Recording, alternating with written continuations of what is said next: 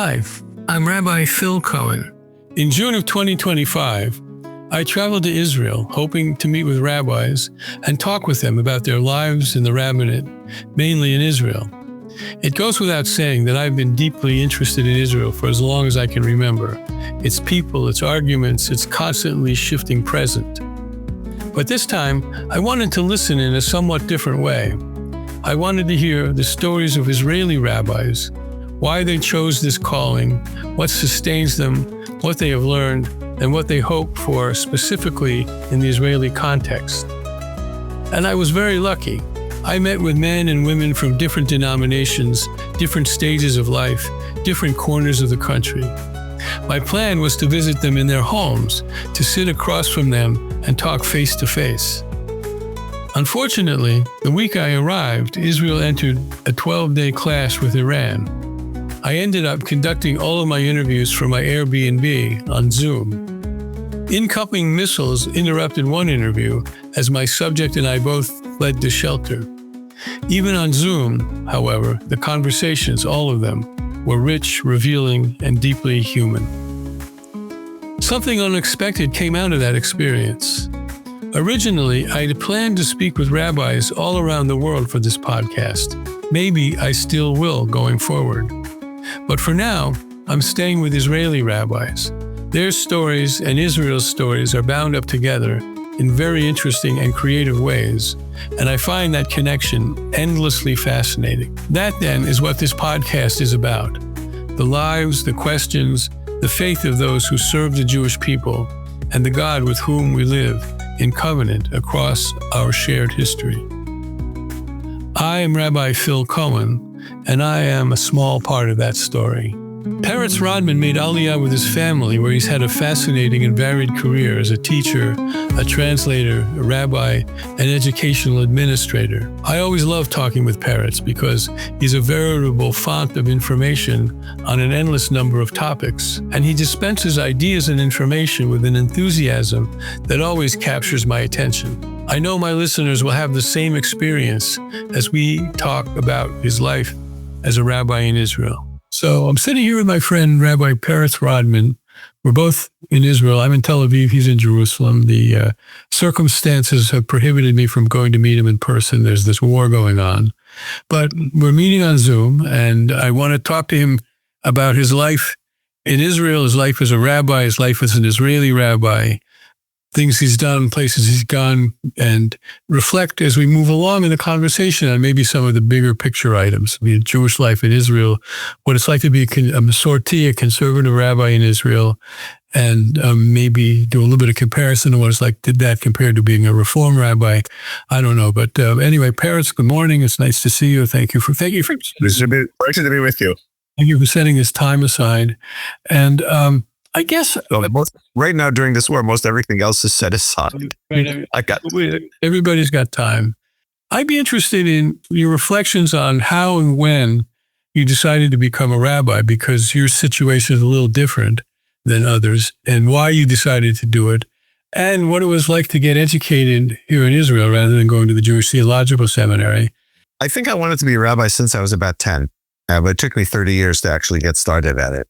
A rather bland, boring, run-of-the-mill conservative synagogue where I grew up. Which was where did you grow up? In Canton, Massachusetts. In 1963, hired a young rabbi who had just graduated a few years earlier from the Jewish Theological Seminary and served in the Navy, and this was his first congregation. And he was a warm, supportive, interesting guy who was kind of like a second father figure for me as I was growing up. And my first father was perfectly fine. He didn't really leave much gap. But this was a guy who, and I was sent to Hebrew school because, you know, if you're going to have a bar mitzvah, you have to go to Hebrew school for a certain number of years. So at 9, which is a little bit old, my parents enrolled me in the local synagogue. It was in the town. That's why they wound up there. And this guy and the people he hired as Hebrew school teachers had profound impact on my life and who I am. But I realized very early, Phil, that it's a terrible job and people could treat you really badly. He was bounced out when his liberal politics had not swerved right with the rest of the congregants' politics at the end of the 60s. And I realized that synagogues are often managed very amateurishly, and that being a congregational rabbi can be a very unsettled career, even for somebody who's pretty successful or could be successful. And I decided that I wasn't going to do that. Also, in the 1970s, I never wanted to live in New York City. Boston seemed like the cultural capital of the world. That's how you grow up in America, in New England. That Boston is the hub of the universe. And New York seemed really scary and crime-ridden, and I never wanted to go live in New York. So I went in different directions. I did a degree in Jewish studies at Brandeis, and at the same time, another one at Hebrew College in Hebrew. At Brandeis, we had incredibly smart people who read secondary materials and had brilliant things to say. And Hebrew College, we read all primary sources because everything was not only read in Hebrew, but the school conducted in Hebrew in those years. I spent a couple of years at the Hebrew University, decided to do graduate school in Jewish studies and become professor of Jewish studies instead of a rabbi. That didn't work out for a number of reasons. And then when I moved to Israel in 1990, with 3 kids and no job, although I found work very quickly as a teacher of Hebrew in the old Brandeis University and other work in nonprofits here. On my 39th birthday, my wife sat me down and said, either you're going to go to rabbinical school, and we had a really fine rabbinical school, which the staff, I'd been part of its administrative staff. Either you're going to go to rabbinical school or you're going to stop talking about it. And if you want to do it, I'll work, we'll manage somehow. And, they didn't charge tuition, and they gave a very tiny stipend. What was then called Beit HaMidrash Limudei, the Seminary of Judaic Studies, which had been founded by the conservative movement here and the Jewish Theological Seminary. It's a tiny little place, and we'll manage. And so other people went through rabbinical school and fellowships. I went through in a wifeship. The lifeship meaning what? Your wife took care of you? Is that what you mean? Yeah, she worked. I worked too. I did translating and editing, but on the side. But yeah, mostly I was a full-time student for 5 years. It was a 4-year program, but it took me 5. I'm a little slow. And and it's been a crazy ride since. Oh, I did that from age of 40 to the age of 45.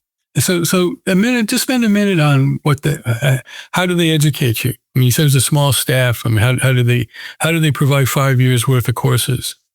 They had made a decision to offer their own MA rather than following the pattern that Hebrew Union College in Jerusalem follows, and they followed at the very beginning, which is you do an MA in Jewish studies somewhere else and you supplement it with rabbinical studies. They offered all their own courses and all their own programs. Because my master's in Jewish studies was from Brandeis and not from the Jewish Theological Seminary, I wasn't required. I had a master's. I wasn't required to do the MA at the same time, do another one from JTS. The program operated as a branch of JTS, a Jerusalem branch of the New York-based Jewish Theological Seminary in those years. But I had to take a full complement of courses, and I was exempt from all the introductory courses because I already had 3 degrees in Jewish studies, and 3 years beyond that, I was studying at the Hebrew University in Hebrew language and linguistics as a Jerusalem fellow in the early 80s.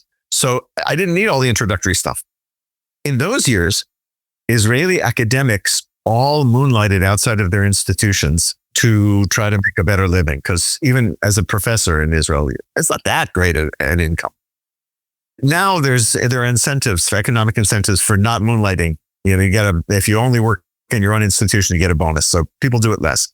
But we cherry picked the best people in Jewish studies from the Hebrew University. Moshe Greenberg and Sari Yefet in Bible and just the best people in Jewish thought and Bible and Talmud. It was amazing. And we had our own young, very creative, capable faculty. So I was in heaven for those 5 years.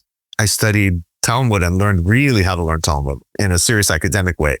I went deeper into my knowledge of Bible. I went deeper into my knowledge of Jewish history. It was amazing. And there was some practical training, not nearly enough for rabbinic work. So I was a very happy guy for 5 years. And then emerged at the end trying to figure out, well, what am I going to do? Because I had said from the beginning, I do not want to change the life I live in, my family's life and where we live, to go out into somewhere in the country and be a congregational rabbi, which was the whole point of this seminary. It was created to provide rabbis for Israeli congregations, and I didn't want to do that. And I told them up front that I didn't want to do that. So I have had a series of adventures serving the Masorti movement here and freelancing as a rabbi around the world since I finished 25 years ago. Yeah, so we can talk about that for a second, but I want to just take a step back though, because I realize I know a little bit about the Reform movement in Israel. And when I say a little bit, I'm not being modest. I know a little bit. I know a few Reform rabbis. I follow some of what the Reform rabbinate does, being one of them myself. But I realize I don't know a whole lot sort of structurally and organizationally about the Masorti movement. So fill me in a little bit on that. There's an interesting prehistory that goes back into the 1930s of German Jewish intellectuals who came and created a congregation in Jerusalem, and met Emunah that you could describe as a conservative congregation. But the movement really took root here and there were rabbis and lay leaders who made Aliyah over the years, and one who signed the Declaration of Independence here. But the movement really came into existence in a serious way here when, in the euphoria of the post-1967 years, people started to make Aliyah. 69, 70, 71, 72, 73. 73 with the Yom Kippur War put a damper on things. For those years, and after 73 as well, there was a very significant number of young American rabbis, and many of them also scholars and professors of Jewish studies, who came to Israel. And many of them just went off and lived in the Orthodox world here. Many decided that we needed to create our own institutions. So they started congregations in Tel Aviv and in Tanya, and a number in Jerusalem and up and down the country. And those congregations served largely as kind of Landsmannschaft. And they were groups of Olim from the United States who had a lot in common, who could support each other, who wanted a synagogue where there was mixed seating and not separate seating, et cetera, et cetera. But many of them then created their own institutions. Some really visionary ones created their own schools for their children, starting with the cluster of rabbis and Jewish educators on French Hill in Jerusalem, who worked with the school system to create a school that they had some input in. And it became really the first conservative school, Masorti school, in the country. And then created a network of such schools, which has grown and changed over the years. But the Tali school system began, now it's an attempt to infuse more Jewish learning and experiential education into Israeli non-Orthodox education, Jewish schools. At the time, it was really a design to create something like a Solomon Schechter school network for Israel. So there's this whole generation of founders who are now either no longer with us or deep into retirement.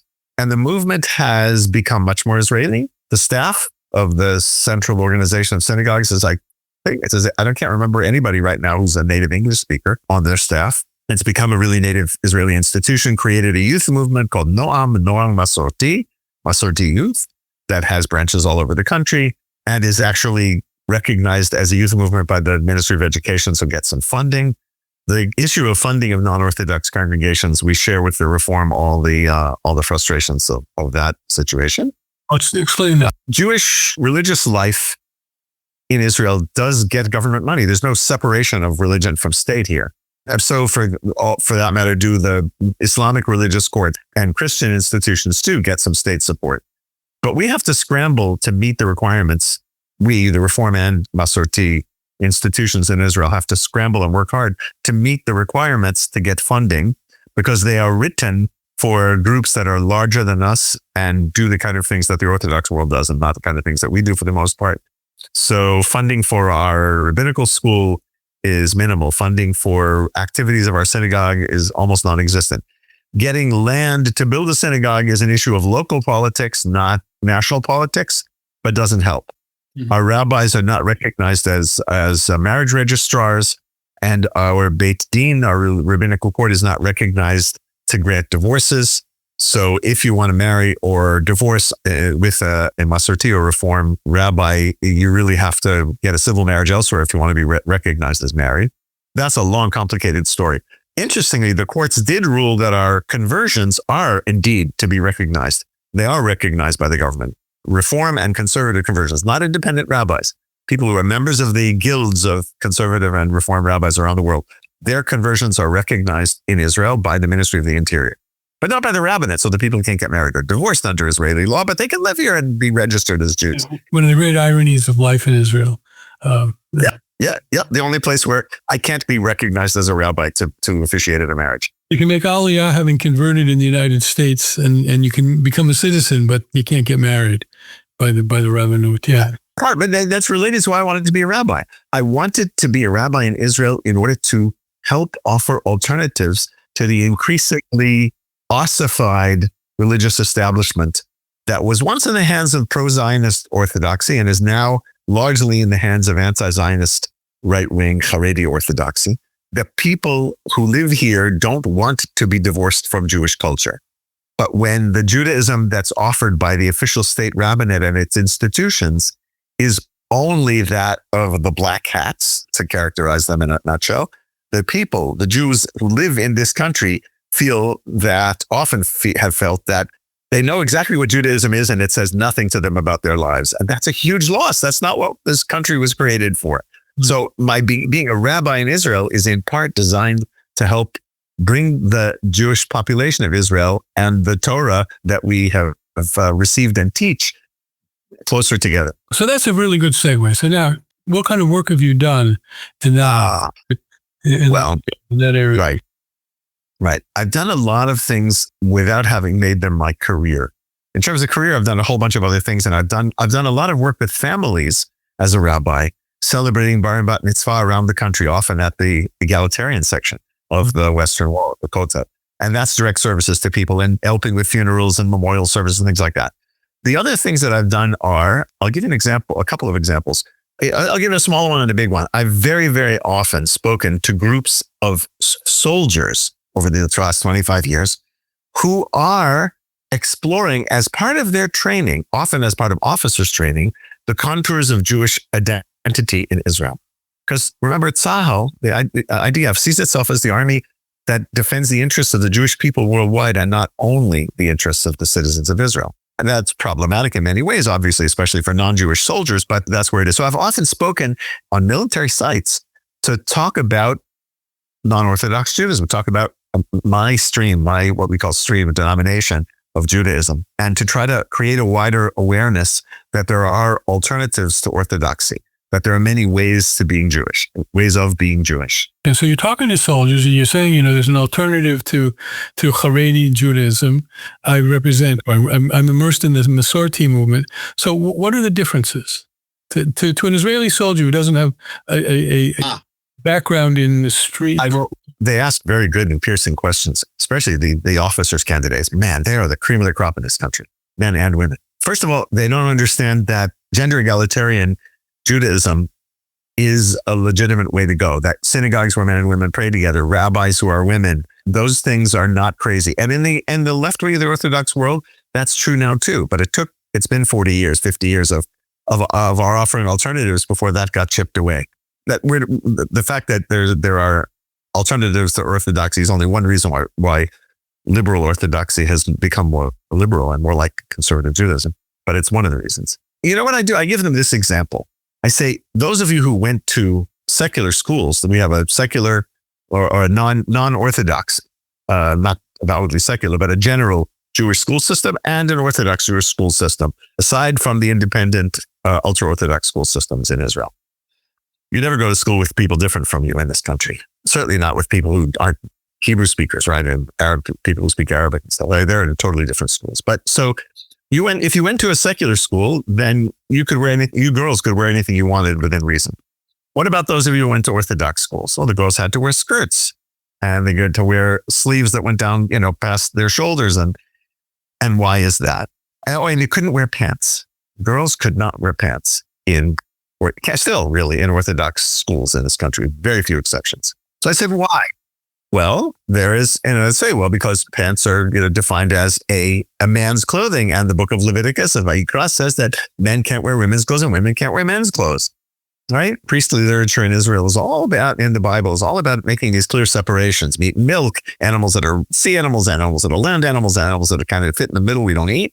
I said, look, for you, in reality, in our daily lives, most of the Jewish people in this country, women can wear pants and nobody thinks that they're cross-dressing. And that's because, to put it in sociological terms, when we, Masorti Jews, talk about halacha, our reference group, the people who we think of as we and not somebody else, are all the Jews in Israel who want to be Jewish, who want to maintain some connection to the Jewish people and the Jewish religious heritage. So we ask not, did my grandmother in Casablanca or my great-grandmother in Kiev wear pants? Because they didn't, because that was unacceptable in their world. We don't ask about our great-grandparents. We ask, could you go to a court of law today and appear a woman in a pantsuit? would you be turned away from the official home of the president of Israel, the head of state, for a formal occasion if you showed up in pants? No, obviously not. Pants are not women's clothes. Pants are women's clothes too. So therefore, we don't think that it's forbidden for women to wear pants. Now, that is a trivial example, but it's an instructive example because it's about the idea that we don't see ourselves as an enclave community that has to protect its traditional ways of doing things. We are the Jews. We are the people. We represent the real Jewish people who want to be Jews, but also live in the modern world where technologies have changed and moral sensitivities have changed, and certainly styles have changed. So that's the kind of thing that I use to tell the soldiers who we are and how we differ from Orthodoxy. Then they want to say, well, that makes you Reform. I said, no, the Reform think that the Jewish tradition is a vast storehouse of texts and practices and ideas that individuals can draw on to find things that are meaningful for them in their lives. We think that halakha is still in force, but we just don't think that halakha has to have stopped at 1750. We think that it can continue to adapt itself to a new life, a new world, as does really modern Orthodoxy, but it just has trouble saying so out loud. You said you had a bigger thing you wanted to, after you talked about... The bigger thing I've undertaken was that about 15 years ago, our little guilds of rabbis, we're about 160 rabbis in Israel, which, given the size of the population, is not very large, asked me to head our conversion court. There was an older rabbi who'd been doing it for some years who was way more accomplished and knowledgeable than I am, Rabbi Dr. Professor Reuven Hammer. And he was relieved of that role, and I was given the role. He was very, very gracious about it. Those are pretty big shoes to step in. Yeah, indeed. And he'd been involved also in the national politics of conversion as the Who's a Jewish who had gone through a number of committees and studies and attempts to solve it. So I started meeting the people who were converting to Judaism in Israel. And I have my name is on, I don't know, something close to 1,000 certificates or something, many, many hundreds of conversion certificates that I supervised. I had a staff that did the real work, but I got to meet all the people as we interviewed them at an intake. And as they finished the process of studying for up to a year, depends on who they were, what their background was, up to a year, sometimes more, with one of our rabbis or other teachers. And then they'd come back and meet our Beit Din. And I learned so much. First of all, I think I contributed something as well, because we offer a conversion that doesn't require you, as halakha doesn't require you, to completely undo your previous life and cut all your previous ties and renounce all your connection to your non-Jewish family. We don't require any of that stuff. We do what the halakha requires. You begin to learn about Judaism. You immerse yourself in a Jewish community for a year or so. And then if you say, this really is for me, then you become Jewish. You go through, if you're male or have a male anatomy, you undergo circumcision if you haven't already. Most of the people who come to us already have, or what's called hatafat damrit, just to take a symbolic drop of blood. Women obviously don't need to do that. You go through our Beit Din. We interview you, we question you about what you learned and what you know. We question you about your motives and your connection to the Jewish people. And then you immerse in a mikvah, which is a problem because we don't have access to the public mikvahot that are built by the taxpayers' money. And then you're Jewish. And then you continue to learn about being Jewish by being part of a Jewish religious community. I got to meet all these people. And I learned so much about Jewish life in Israel because I live in a bubble. I live in Southeast Jerusalem, what a friend of mine calls the pluralist triangle. Up north, we have triangles, the large one and the small one of Arab towns. So to call an area a triangle is to say it's really extraterritorial. It's not like the rest of Israel. So our pluralist triangle here in Southeast Jerusalem, I can walk to 3 conservative synagogues and 2 Reform synagogues. Nowhere else in the country like that. It's full of English-speaking people. I live in a bubble. So I'm meeting people who, very often women convert more than men because the women's identity is what gives the identity, religious identity of children.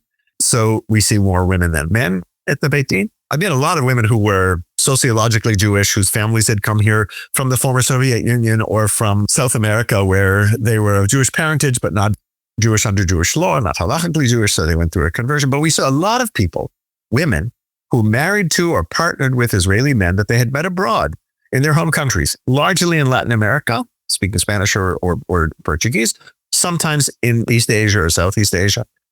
And these women are now partnered with Israelis, enmeshed in their partners' families, living here alone, very far from their own people and their own people of birth and their own families. And I would ask them, I would say to them, month after month, this Beit Din, unlike conservative Batei Din elsewhere, not all that hesitant to convert a child without the mother converting. We don't like to do it, but if a mom says, look, I'm really not ready, or the person sometimes doesn't have the language skills yet to be able to do the learning involved, we'll convert a child as long as the mom isn't practicing another religion in their home. So I say to them, what do you need this for? The only reason it makes sense is for you.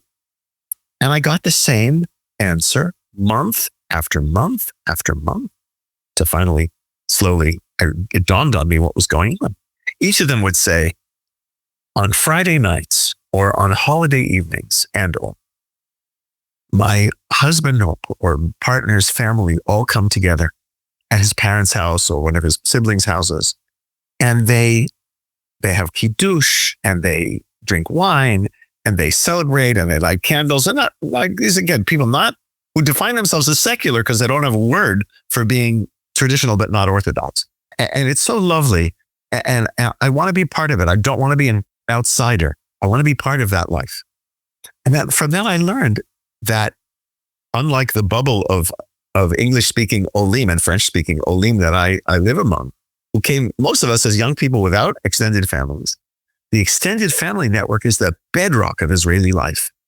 You never are that far from your parents and your siblings. You may be a few hours drive away, but most of us live between, as we say, Hadera and Gadera, between the near north and the near south. And you're always an hour's drive, except for the awful traffic the last few years, an hour's drive at most from your parents and families get together all the time, even every Friday night. So I came to understand how important the extended family network is to keeping Israelis sane, although many of you with extended families would question that, sane and happy, and children growing up with a sense that they're not alone and that there are many people in the world who love them because families live close to each other. I grew up that way as a kid in Boston. My grandchildren are growing up that way here in Jerusalem. My 5 little granddaughters, all single-digit ages, live within walking distance of us and each other and their aunts and uncles. And it's an amazing thing that Americans have completely lost, pretty much completely lost. So that's one of the things I learned. I'll tell you another story. Do you want to hear another? Sure. 2 women over the last few years gave me a different answer when they were coming from really outside of the Jewish people, had found themselves married to Israelis, living here. And instead of telling me about the families, when I asked, what do you need this for? In one case, it was a woman from Japan whose children had been approaching, the oldest of her sons had been approaching the age of bar mitzvah. And several years earlier, they had come to the Beit Din for conversion. And we had converted them without the mom, who was supportive, but supportive from outside, I said to her, so why are you doing this? What do you need this for? You know that, you don't need to do this. And your husband's family, they all tell us their husband's family is totally accepting. There's no pressure to convert. This woman said, I'm from Japan. My father worked 7 days a week. And we all know what kind of pressure there is on capable kids in schools in Japan, as in Korea, to succeed on standardized testing. Tremendous pressure. This was an accomplished woman. I've forgotten what field, architecture or something. And she was, clearly a very highly educated, competent person. She probably had been under tremendous pressure as a kid. She said, my father worked 7 days a week. Here on Friday afternoons, on Fridays, she said, people are like hanging out at cafes and at the beach with their friends, taking it easy and relaxing. And on Shabbat, when pretty much everything commercial is closed, there are exceptions, but most of commerce is closed and almost nobody works. It's not like in America where people who would in the lowest rung of service jobs have to work on Sundays. Everybody's home on Saturday here. Said, and if people are hanging out with their families and having a nice time and not thinking about their work, and then, they go back to work on Sunday. I want that. That's so valuable. And I thought, oh my God, she's not telling me that she read Abraham Joshua Heschel's The Sabbath and thinks that Shabbat is a good idea. She's telling me the lived life of Jewish society in Israel offers me this amazing day of rest and of family and friends that I never had in Japan.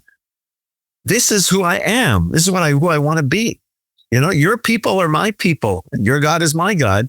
She wasn't saying, this is one of the things I learned is that when people come to us at the end of this process and they say basically what Ruth said in the book of Ruth, your people are my people. Ruth the Moabite says to her mother-in-law, Naomi, they're not telling us, I want that to be so. They're saying, it's who I am already. Recognize it, please.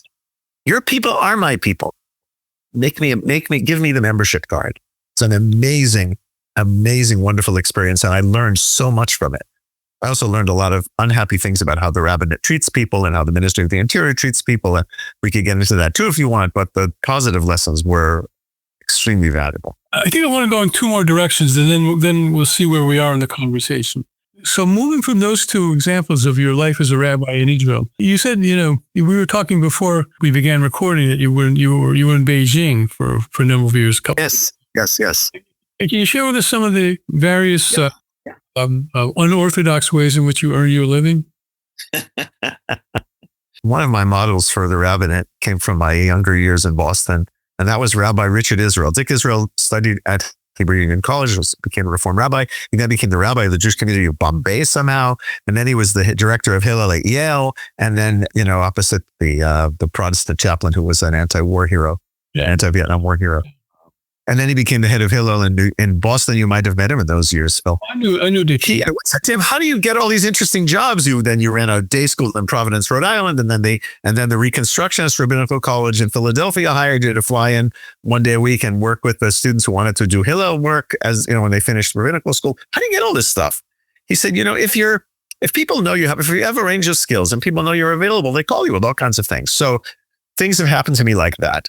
I got a call from people I know in Boston, probably not a call in 2002 because international phone calls were expensive, probably an email, saying Charles Bronfman wants to start was it Charles or Edgar? Edgar Bronfman was meeting with a friend in his hot tub in New York. And the friend said to him, if you want to learn about Buddhism, there are great websites where you can learn everything about Buddhism. If you want to learn about Islam, there are places you can go. There's no place you can learn about everything Jewish. The conservative have their say, and the Zionists have their stuff, but Chabad has its stuff. But there's no central. So he created his foundation, went out and found institutions to create the premier website for learning about what Judaism is about in English in the world, My Jewish Learning.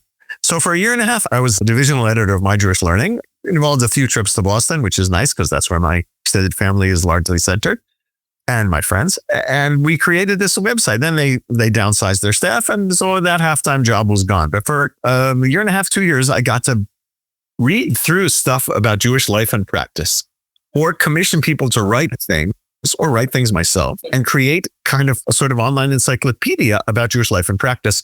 And other people were doing Jewish holidays and Jewish culture and Jewish history and Jewish languages and all sorts of things. And it's an amazing site. I got to do that. 2006, I got a call in May from a cousin who lives in Rochester, New York, who said, I have a really good friend who was assistant superintendent of school districts, a couple of places. And then he became the head of a well-known independent school that had fallen on hard times and really turned it around and put it on a great footing financially and programmatically. And he was going to retire, but he just got hired by Sheldon Adelson to create a Jewish high school in Las Vegas. And he said to me, I'm Jewish and I'm an educator and I know about running schools, but I don't know anything about Jewish education.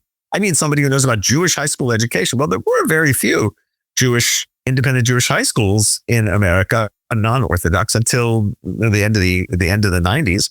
There weren't a lot of people around, but I had done that. I had worked at the Charles Lee Smith Jewish Day School in Washington for 5 years as a teacher and an administrator.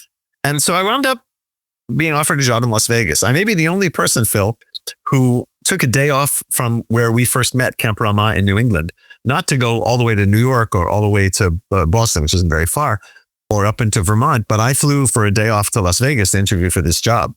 And in the end, I turned down the job because I didn't want to move my family. I didn't want to leave my family. They wanted me to come for 5 years. So for a year, they tempted me. And for a year, I commuted. I spent like 4 weeks in Las Vegas and a week at home, 6 weeks in Las Vegas and 2 weeks at home.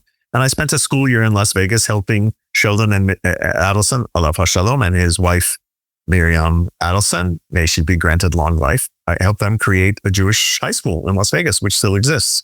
So there's been a series of adventures. So Beijing, my good friend, Rabbi Andrew Sachs, was the staff person for the Rabbinical Assembly, our quaint medieval guild in Israel.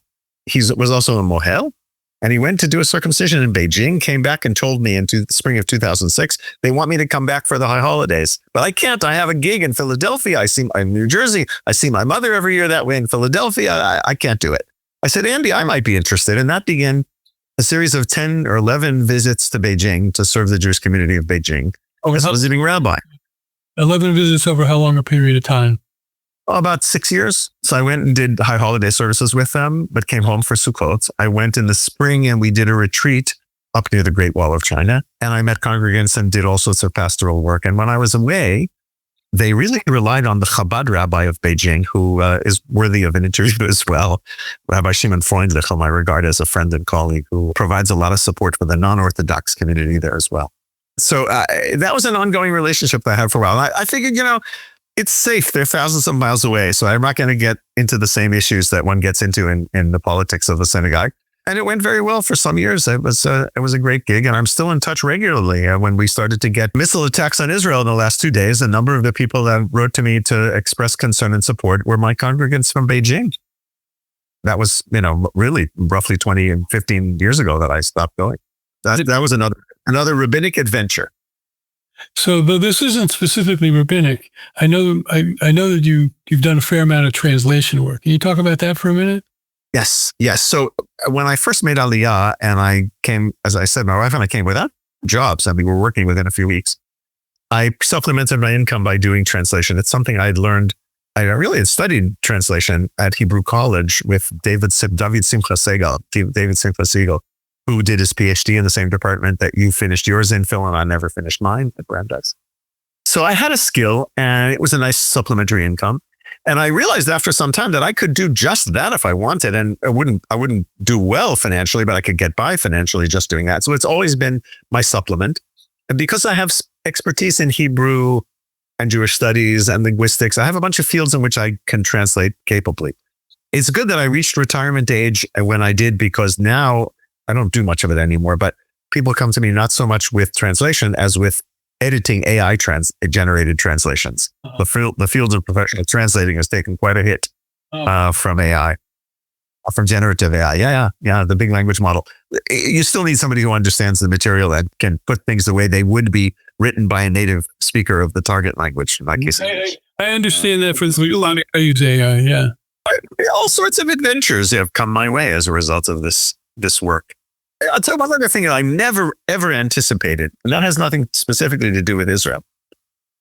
Friends and family are so gratified that the rabbi who does the funeral or the rabbi who does the memorial service at the graveside a year, on the anniversary of someone's death, which people do here, they're so gratified that it's someone they know. I'm able to help out my family in America and my friends, and here too, and my friends in ways that I never anticipated. That this role, I studied ancient texts for 5 years, and people think I have something important to say about living a human life. To the extent that I have something useful to say about living a human life, it's because I've been living one for 70 years. So that helps. And I have had done some reflecting on it as well. But I'm not a psychologist. I'm not a social worker. I didn't really get extensive training in the practical side of the rabbinate. But I learned from a number of people that I watched closely over the years how one should relate to others in the role of rabbi. And it's turned out to be really helpful to people I know. That was a totally unexpected benefit. And fulfilling for you, I imagine. Very. This is something in July I'm going to officiate, if one then calls it that, at an unveiling of a gravestone for the wife of my cousin, older than me, lost his wife last year. And they all expressed such appreciation that it's me who's going to be there. Now, I'm not going to say or do anything different, but I knew the deceased. She was my cousin. That makes all the difference in the world. Yeah. I want to close, but this could go on for a couple of minutes. I want to close with the big picture. In particular, the big picture of you as a rabbi, a Masorti rabbi in Israel. I'm going to kind of throw this out, but you can improvise with it as you will. I'm interested in the status quo and the future of non-Orthodox Judaism in Israel. What extent you can comment on the Reform movement as well as the Masorti movement, and what your dream would be if somebody came to you and say, we're going to remake Israeli society in your image. How would you like to see this go? So sort of the status quo, the future as you see it, and perhaps what the ideal future would be. First of all, I want to say that I am way more optimistic and sanguine than you might have expected. Because after all these years that, we still we won the court case about being able to use the public mikvaot to do our conversion, immersions. And then the Knesset created the legislation that circumvented that, and we're back to where we started. All these years, and I still, if I do a wedding, the people aren't married under Israeli law. Our Beit Din can't grant divorces to anybody who needs a get, who's an Israeli citizen and listed as married in the population register. Some people don't marry under Israeli law, only under halacha, under our aegis, so that they can get divorced if they need to without having to go to the courts, the state religious courts. It's nuts. You might think all these years and Orthodox synagogues, proliferate and ours are languishing. They're growing slowly, but you might think I would have been ready to give up. But it's not like that at all. Remember in 1991 when the Soviet Union ceased to exist because Boris Yeltsin stood up to the tanks and the army refused to do anything about it. And all of a sudden, the world that you and I, Phil, grew up in, of a divided world between East and West, between the free world and the communist world, it was like a law of nature, like the sun revolving, the earth revolving around the sun and the earth spinning on its axis. That's just the way life was. And then all of a sudden it wasn't. I think that's what's going to happen with the monopoly given to Orthodox institutions in this country. And you can feel the tectonic plates shifting if you put your ear to the ground. For example, many years ago already, when the foreign ministry wanted to train foreign service officers about how to function in a Jewish community abroad, because they weren't part of Jewish religious communities here, most of them. They were secular Israelis. Secular Israelis aren't really so secular, but that's another story. Who did they go to? They went to Rabbi Ehud Mandel, who is my successor now as the head of our movement's Beit Din, and other Masorti rabbis to give training to the foreign service officers. And what does it mean if you get asked to have an aliyah to the Torah? How do you handle that? What if you are asked to make kiddush on a Friday night at a communal event? Here's the text. Here's how you do it. All kinds of things like that. They turned to us because they knew that we understand the world of Jewish communities abroad way better than the Orthodox establishment here does. And then the Ministry of Education began to work with us already in the 1990s on creating this Tali school system, which doesn't really try to propagate any ideological agenda, conservative reform or otherwise, but just tries to increase the awareness of Jewish heritage and the practice of Jewish life in the non-Orthodox schools. The Ministry of Education works with us. There are ways in which we see that we have made it into the mind of the establishment. Israeli political and administrative leadership. But what about the people? Really fascinating phenomenon for the past dozen years or more. I think more like 15, 18 years. We are the most studied people. We study ourselves more than anybody studies anybody. We Jews and we Israelis. Yeah, so we sociologists, the sociology of the Jews is like a whole big field. There's an association of people who just do sociology of the Jews. So you want to know what Jews think, how they work, how they practice, how many go to a Seder, how many like Hanukkah get. We have all the statistics of everyone. When you ask Israeli Jews, what stream, that's the word that we use in Hebrew, which denomination of Judaism, religious Judaism, do you identify with? What do you think the majority say? None. A very large minority says Orthodox. But somewhere between 11 and 14% continually in different surveys done by different institutions with different samples will say, I really identify with conservative or I really identify with reform. Sometimes reform gets 5% and we get 8%. More often they get 8%, we get 5%. But there's a whole lot of people out there who are not served by our institutions, by our synagogues or our schools or our youth movements. There's a lot of people who say the Judaism, the synagogue I don't go to is no longer the Orthodox synagogue. The synagogue I don't go to is conservative or reform. If I'm looking for a rabbi to a traditional wedding, I'm going to go online and I'm going to type in reform wedding because a lot of people identify all non-Orthodoxy with reform here. One of the premier rabbis who does weddings for us has a page on his website that says, what's the difference between a reform wedding and a conservative wedding? Because he needs to get those people he's a conservative rabbi, but he wants to get the people who typed in, reform wedding. It's all about search engine optimization here in the rabbinate. Right. So if 13 or 14 or 12 or 11 or 15% of the population, and it seems to be very slowly growing, thinks that the Judaism that they really identify with is not Orthodoxy, but it is one of the other religious denominations. That's a huge change from the days in which we were either vilified or were seen as clowns or just thought of as so ridiculously marginal. All those years of our synagogues opening their doors for people who just come to hear the shofar on Rosh Hashanah, who just come to hear Ne'ilah and the shofar blown at the end of Yom Kippur. All those times when people have come to weddings where my colleagues, Reform or Conservative, and I have been the officiants that weren't recognized by the government. All those times that we've been asked to go to gravesides and lead memorial services, all those times, all those things that we've done over the years, all the times that we've appeared before army groups or whatever else it is, it's had an effect. It's slow, it's incremental.